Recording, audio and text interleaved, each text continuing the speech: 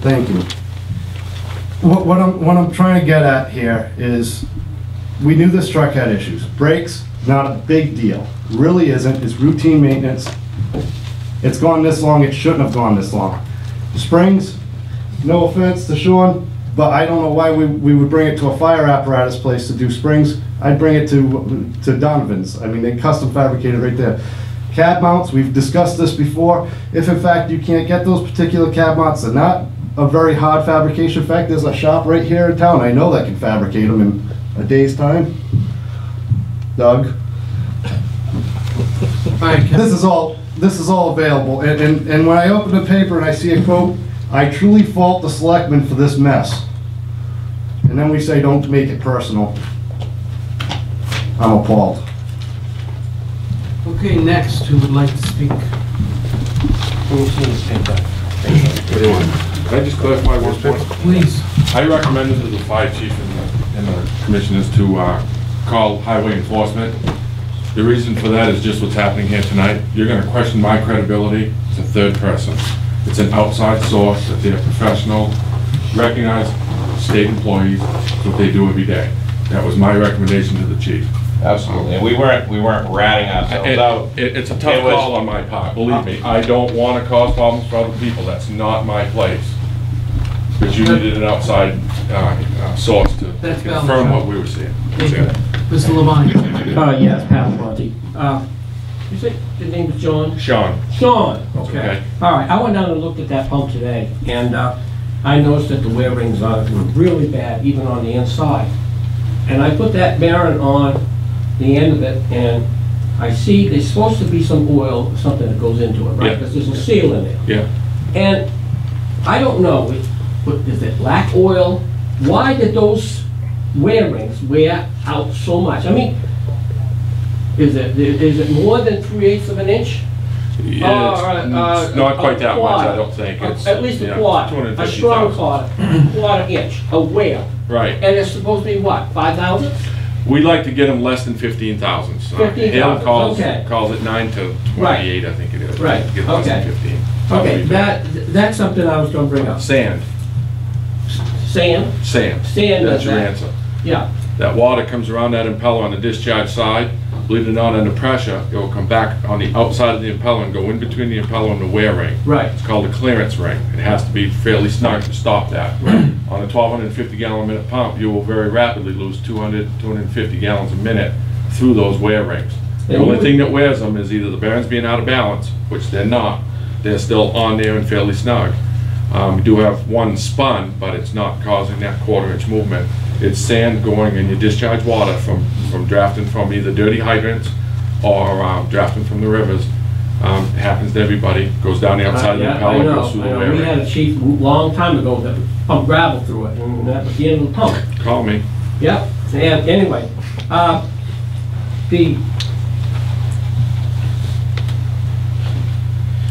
you know, Kevin, you wrote a letter to us, to the budget committee, myself, and I think you sent one to the chief about they wanted all quotes in by January 15th. Okay?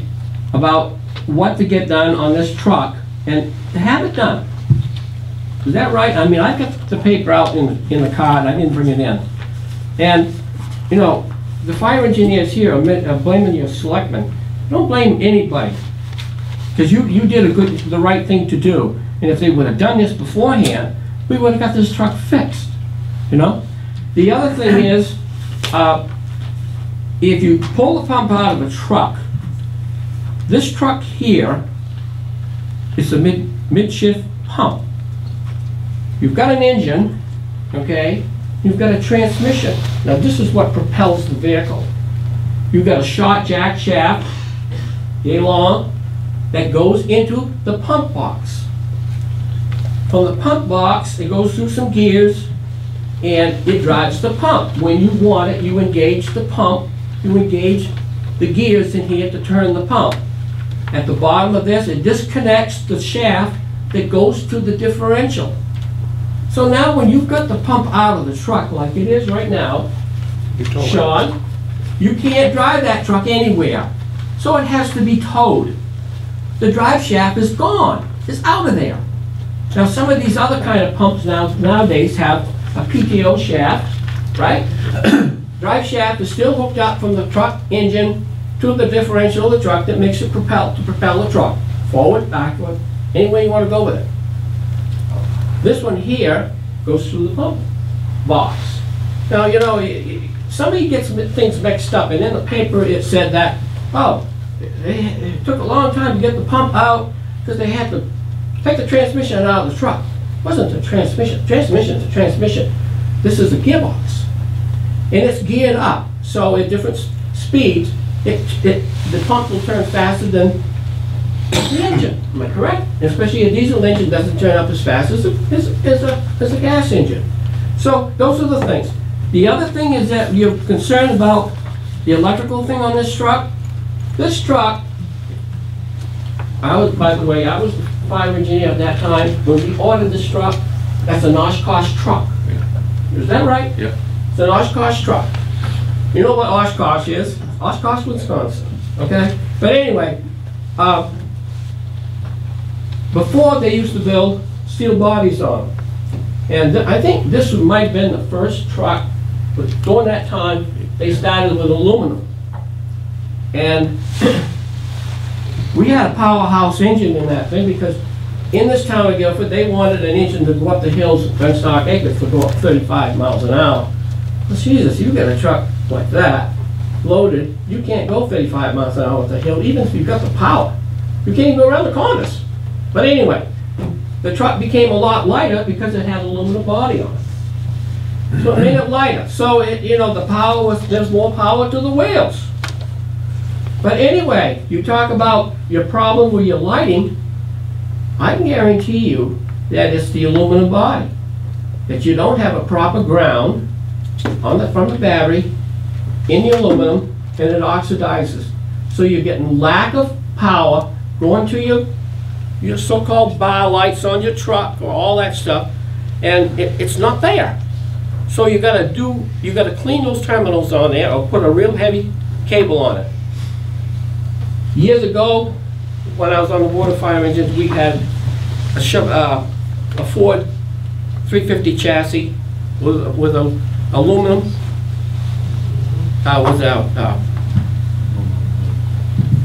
Sean, ambulance. It was an ambulance. Mr. Labonte, can hold on for a second. You just brought up a point about electricity, and let's just go to the expert for a second. Sean, Mr. Leander I'm sorry, Mr. Labonte just made a comment on that. Can you just address it just so we can continue this? I refuse to do the job. The chief asked me to give him a quote on it. Absolutely not. I am not even remotely interested in trying to come up with a number to completely rewire that truck. That is going to be a nightmare.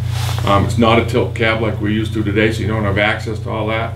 You can stand underneath it and see these wiring harnesses that go up beside the transmission and disappear up there. Could a monkey do it? Monkey could probably do it in the fire station. I'm not doing it. I will not give you a quote on it. I don't know who you're going to find to do that. I don't very often turn work away, but it's not something I want to get into. You also have to understand that part of my job is I'm the last guy with the hands on it. It will be right when you get it, and we're going to be your neighbor forever. So it's going to be right for the period that you expect it to be. And I don't see that as being the case, much like frame rail replacement. I don't want to do frame rail replacement because I don't see any way you're going to keep the cross members and spring shackle bolts tight and you can't get on them to tighten them. So I shy away from that. Those are two things that I don't want any part of. Mr. Labonte, let me just ask you to just go ahead and summarize your thoughts. Okay, let's talk about the aluminum bodies, okay? The ambulance had an aluminum body on it, and I've always saw body, and between the body and the frame was a piece of oak this thick, like this. And it sat on the frame, and whatever the body was sat on it, and it's bolted down. I didn't see that on this truck, and when we got it, it was laid right on the frame. Well, it didn't take long at all before oxidation played in part of this thing. And we had a big problem with it, but you know what, they guaranteed it. They came up with a new box, they put a new box on the truck, and when they came up, they put a piece of oak wood between it. It solved the problem. Simple thing like that, that's what it was. But that's not, I'm not saying that's the case here. but I know, I've dealt with aluminum before, and I can guarantee you that if you have a aluminum that oxidizes with a cable on it, because there's current going through it, it's gonna oxidize and cause bad ground, and you're gonna have bad light. And that's all I've got to say about it, and I think that will solve the problem. The other thing is that we're gonna have to address really poor maintenance on this whole truck. The highway department, if they're doing inspections on this thing, they're gonna have to do a lot better job than they're doing right now. Thank you. Thank you, sir. Is there anybody else that'd like to speak on the critical? Yes, sir, please.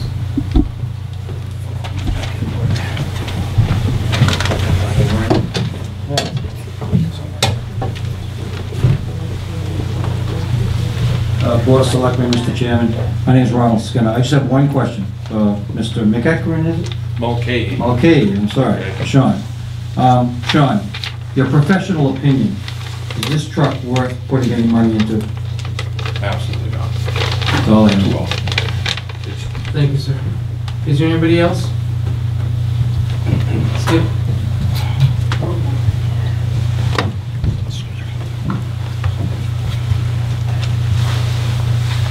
Skip Murphy, Guilford Glen Road. Question for the selectmen. A lot of what's been talked about tonight is all about maintenance. And I'm no mechanic. I deal with software, not hardware. You don't want to put a hammer, a screwdriver, and a saw in my hand all at the same time. That's a disaster. But it seems obvious that a lot of this is just preventative maintenance, online, regular type maintenance of this stuff. And when the buck stops, it stops with you folks. My question is, are you folks willing or have already talked about putting in a real rigorous maintenance plan, not just for Engine 4, but for our entire fleet? Because I think this might be showing up as, not just as an exception, but a good case to be able to say, maybe something's really wrong here. Not necessarily malfeasance, but just it's been overlooked. And that's my question. Have you folks talked about it, and how rigorous would you get if you have? Skip, I think you're asking the wrong group that question. I think you need to ask Bill that question, since he is the chairman of the fire engineers who's responsible for that fire department. But you guys also have a lot of other equipment too. There's also the highway department, which we're looking into. Absolutely, that part, but you're asking about their maintenance records and all of that. I can tell you, do I need to go to the podium for it? No. I can tell you that through the whole process, and Kevin, giving credit where credit is due, Kevin has brought up some excellent points along the way, okay, regarding maintenance of the vehicles. A lot of that is being targeted towards the fire department itself. I can tell you this, we are going to put plans in place to not ever put ourselves in this position again, that we have a truck that's not maintained. But understand this, what is being suggested of what, and we've heard the suggestions over the fall that when the trucks roll in, a firefighter should don a wetsuit with a high pressure hose and get on a creeper and blow all the salt off the truck. These are things that have been interjected. I can tell you, read the job description of a firefighter, as I mentioned earlier, okay? They do their daily truck checks. Every single day you'll see the trucks out on the apron. They do their daily truck checks. Can we be more vigilant? I don't know about in the daily truck checks. Record keeping, that was brought up. We do have records. It's not that we didn't have any records at all. Some good is going to come out of it, but understand the trucks are maintained by the DPW and outside agencies for the most part, other than daily checks. It's been suggested that they should grease at least the kingpins, okay? I don't know of any other fire department that does not have a mechanic where the firefighters are greasing kingpins, whatever a kingpin is. I don't even know, I'm a locksmith. But I'm not pleading ignorance to that, but I can tell you right now, that's not a firefighter's job. And in the world, with driver operator, which has been thrown around, and what people have to do to step in that truck, okay, and what they have to do to maintain while they're waiting to be loaded, and they grease their own trucks and stuff. Firefighters don't grease their own fire trucks, okay? It's not that they're unwilling to do that. That's not their job. And the job of maintaining the trucks, other than basic daily checks, falls upon either DPW or outside agencies. And to just backtrack a little bit, Mr. Labonte had some questions, and Kevin brought it up as well. It has always been the Guilford Board of Fire Engineers' intention was to replace this truck. We have a replacement schedule. We are trying to adhere to that. And not strictly adhere to it just by the date on the calendar. We knew that this truck had significant problems. We thought we did a good job of demonstrating that over the fall. The voters got to go to the vote. And to defend, and not to get too far in, but it was just mentioned, somebody was appalled by it. My quote in the paper, didn't use the word blame. I just think, and I said this to you guys last Tuesday in the fire engineers meeting, I think that when people went into the voting booth, when they go into the voting booth, not everybody's apprised and up on every item, and they rely on their elected officials to be the, in fact, professionals and are more aware of the daily facts, okay? That I think what hurt us, and this is what I meant by that comment, what hurt the effort to purchase this new truck was when people went in that booth and they saw, not recommended by the Board of Selectmen, where you guys had initially recommended it, I think it did us a disservice in our effort to purchase this truck. Had people gone into the booth and saw that the Board of the Board of Selectmen recommended this, okay? The Capital Improvement Committee recommended it. The Truck Replacement Committee worked diligently on it. The Board of Fire Engineers recommended it. It's not the first time we've had to buy a fire truck.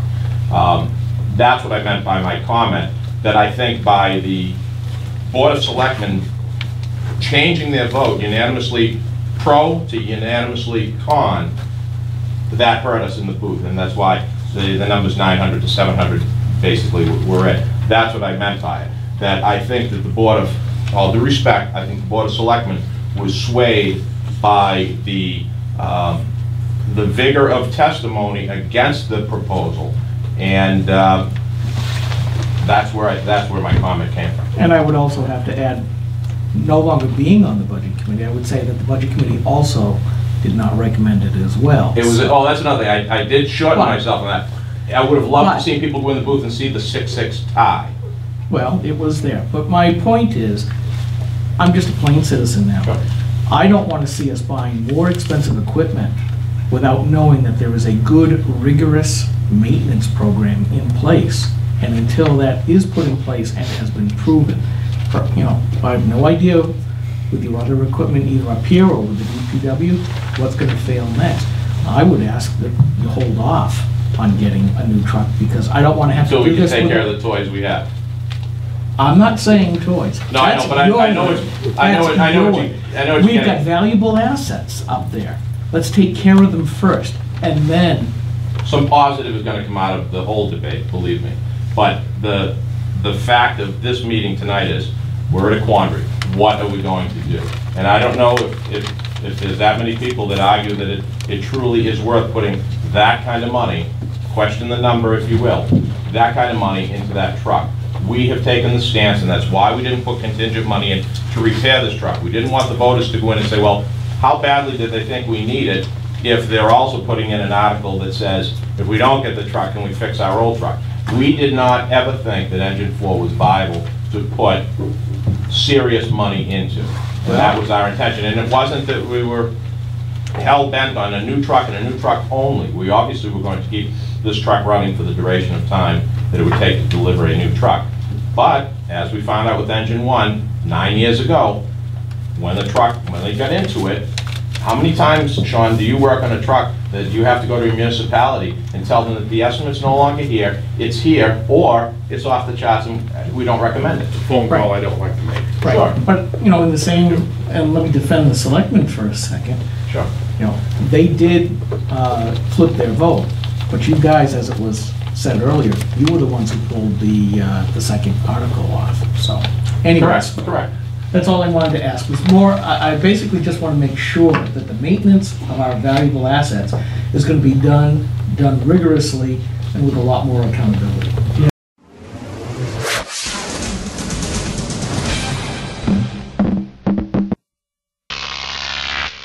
Croc TV.